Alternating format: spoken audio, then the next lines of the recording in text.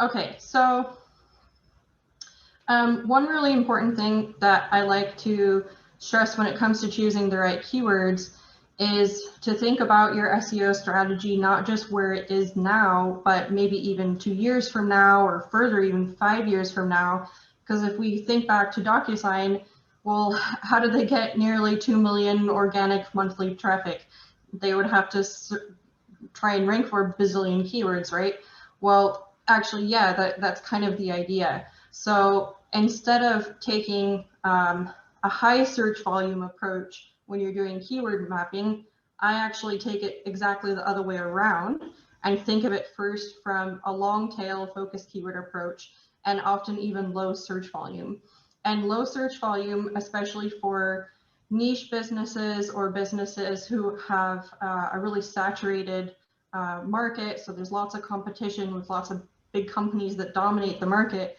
Long tail, low search volume, that's actually your SEO gold mine. So it's nothing to be afraid of. It's actually what you should really try to do, because a lot of the time, the long tail focus keywords, you can create content for exactly that. There's little keyword difficulty, or less at least, meaning it's easier to rank for, and it's really often associated with bottom of funnel or at least middle of funnel searches. So something software, or something software for small businesses. So it's a very specific keyword you can create content for, and it's a lot easier to rank. And then basically, as you do this, just make sure that you always keep the user intent or the search intent in mind. So you make sure that matches. And when you have a low domain authority too, so if you're a new website, then again, this low search volume long tail is a really good way to go.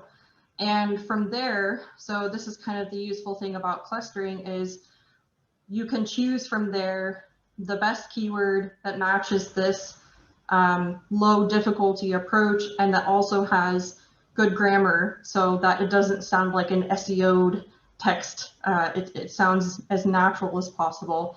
And I've heard a lot of debates about whether, as an SEO, that we should create content first and then optimize it, or do our keyword research and then create content based on that. And I'm really for the second approach, because you make sure that you create content that there's always search volume for that content and those keywords.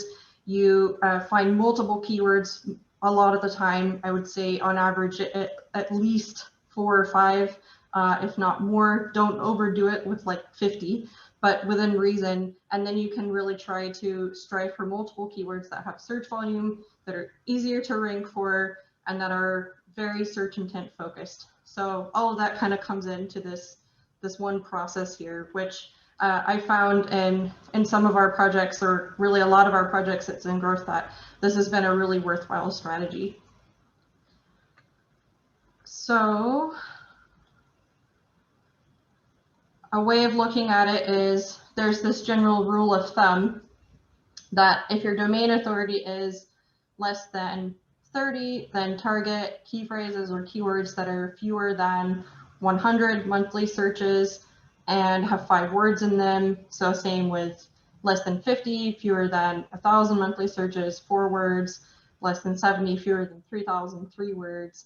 And this really ensures that you create a realistic SEO strategy. So we always say that SEO takes 6 to 12 months or so to really take off, which is really the case.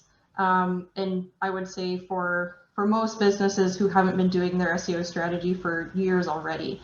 So if you want to put together a plan that has your stakeholders happy about that investment, then I really think taking this low search volume approach and the long tail keyword approach is going to be a whole lot more effective over a shorter time frame. And you can actually have revenue impact on that, as long as you choose as much as possible bottom of funnel, high purchase intent keywords. So in the software world, think of like something software Divo, something software for X industry business. So as close as possible to the product that you're trying to sell. And just to give a quick example of how I would go through this when doing keyword research.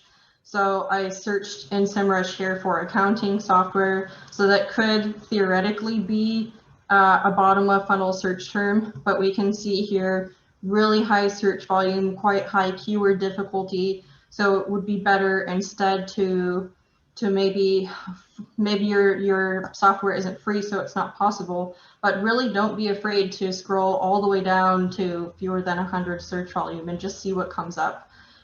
One thing I tend to do sometimes too is use this keyword difficulty filter, and you can put it by the lowest keyword difficulty, so the other way around, and then scroll up, and then basically it will show you what has the highest search volume with the lowest keyword difficulty. And that's kind of a keyword research trick that I like to use.